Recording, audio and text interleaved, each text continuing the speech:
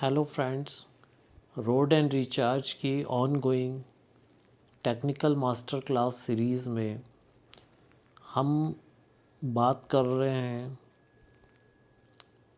EV battery brains के बारे में।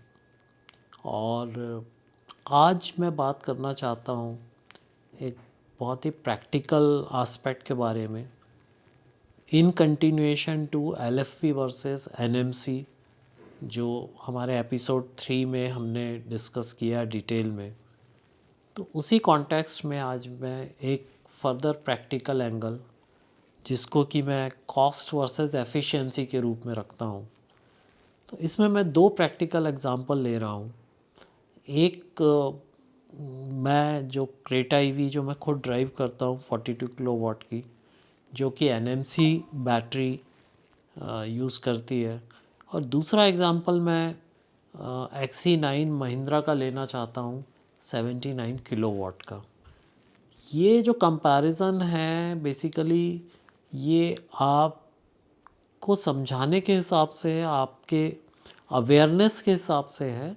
ये कोई ऐसा मतलब इसको ऐसा मत मानिए कि कोई बिल्कुल थंब रूल है, लेकिन दोनों के बीच में कॉस्टिंग को लेकर और एफिशिएंसी को लेकर जो गैप विजिबल होता है वो मैं आपके साथ शेयर करना चाहता हूँ। क्योंकि क्रेटा मैं खुद यूज़ कर रहा हूँ, तो ऑब्वियसली तो अगर मैं क्रेटा 42 किलोवाट की बात करूँ और लेट्स टॉक अबाउट हाईवे या सिटी, कोई भी सिनेरियो में हम बात करें, तो 42 किलोवाट की क्रेटा ईवी जो है वो मुझे लगभग आप मान के चलिए कि 400 किलोमीटर की रेंज दे रही है।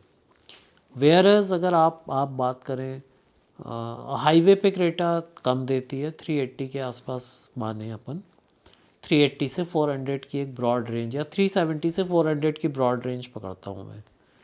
वेयर एज 79 किलोवाट की जो XC9 महिंद्रा की जो ईवी है वो लगभग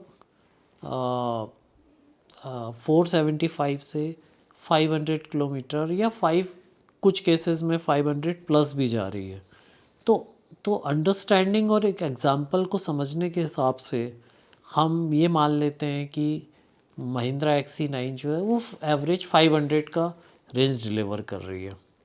तो अगर मैं बात करूं क्रेटा को, तो क्योंकि ये एनएमसी बैटरी टाइप है, 42 किलोवाट है, तो ऑब्वियसली 42 किलोवाट की बैटरी का वेट कम होगा। तो ये जो है 42 किलोवाट की बैटरी का वेट कम होने की वजह से इसकी रेंज बढ़ जाती है। क्यों? क्योंकि मोटर को कम काम करना पड़ता है कार को आगे बढ़ाने के लिए, राइट। वेयर एज महिंद्रा की जो 79 किलोवाट की जो बैटरी है, ऑब्वियसली ऑलमोस्ट डबल कैपेसिटी की ये बैटरी होगी, तो इसका वेट भी उसी प्रोपोर्शन में बढ़ गया, भारी हो जाती है कार।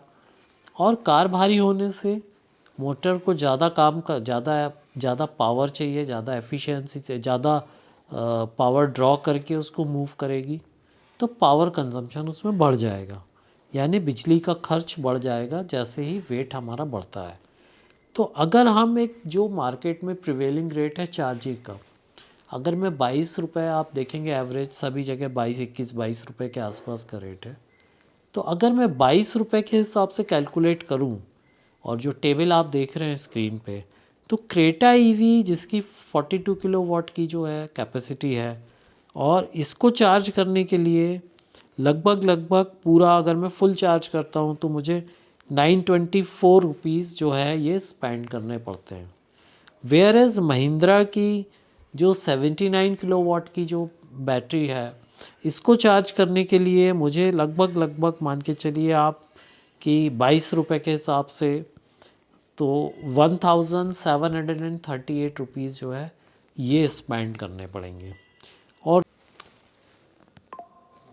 तो हम प्रैक्टिकल एग्जांपल की टेबल डिस्कस कर रहे थे। जैसा आप अभी तक हमने डिस्कस किया, और क्रेटा की हम अज्यूम कर रहे थे रेंज 400 किलोमीटर, और XC9 का हमने रेंज जो कंसीडर किया था एग्जांपल में वो 500 किया था। तो आप देखेंगे कि जो क्रेटा जो एनएमसी बैटरी यूज़ कर रही है उसका जो जो इन्वेस्टमेंट लेवल आ रहा है वो 2 रुपीज़ 31 पैसे आ रहा है पर किलोमीटर, वेयर एज XC9 का जो आ रहा है वो 3.3 रुपीज़ 47 आ रहा है पर किलोमीटर। तो एक क्लैरिटी होती है कि NMC बैटरी चलाने में सस्ती हैं और स्पेशली यूज़फुल हैं अगर आप मतलब अगर जो हमने कंपैरिजन किया उसमें देखा कि महिंद्रा की जो XC9 है उसमें ऑलमोस्ट हमको 80% जो है वो डिफरेंस ज़्यादा लग रहा है, 80% पेमेंट ज़्यादा करना पड़ रहा है। तो 100%, क्योंकि 100 किलोमीटर एक्स्ट्रा भी चल रही है वो, तो लगभग 75 to 80% के आसपास जो हमारा एक्सपेंसेस है चार्जिंग का वो ज़्यादा हो रहा है। तो इसमें अगर हम देखें कि अगर तो LFP हमेशा वैल्यू फॉर मनी नहीं होती है, इस एंगल को भी देखना होगा। और तो हम बात कर रहे थे कि LFP हमेशा वैल्यू फॉर मनी नहीं होती है, और अगर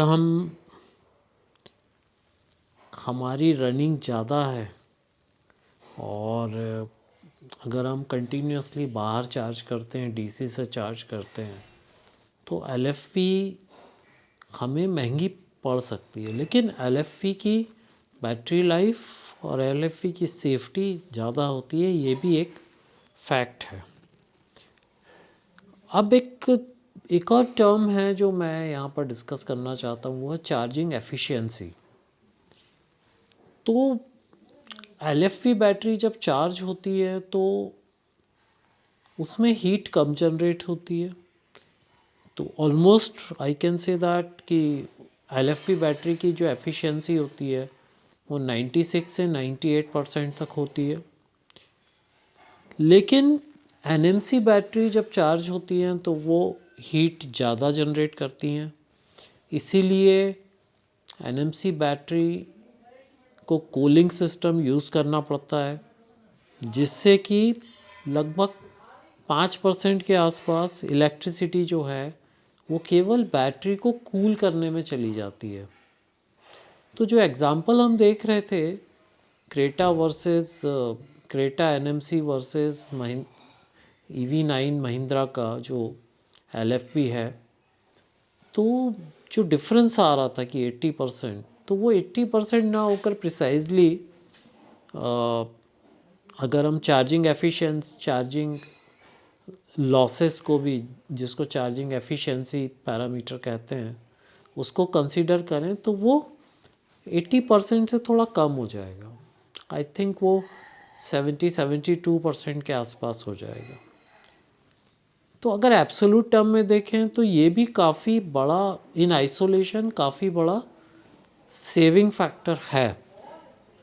तो जब भी आप EV कार परचेज़ करने का प्लान करें, आप इन फैक्टर्स को भी दिमाग में रखें कि ये फैक्टर्स भी आपके ऊपर इम्पॉर्टेंट इम्पैक्ट डालेंगे लॉन्ग रन में। क्योंकि EV की लाइफ कम से कम आप 7 to 8 ईयर्स उसको रन करेंगे, तो आपको अपने यूजर्स के हिसाब से किस तरीके से आपको यूज़ करना, उस हिसाब से आपको